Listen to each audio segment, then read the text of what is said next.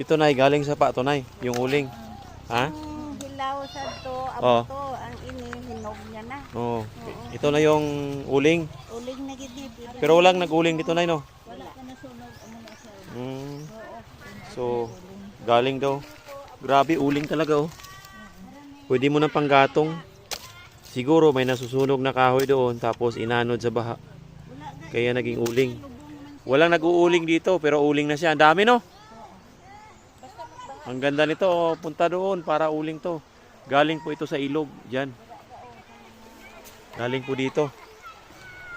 Ilog. Doon sila nangunguha ng uling. Yun sila oh. Yan, may kumukuha sila ng uling. Bali, ano lang, nasa ilalim ng mga buhangin, may uling na. Inuhukay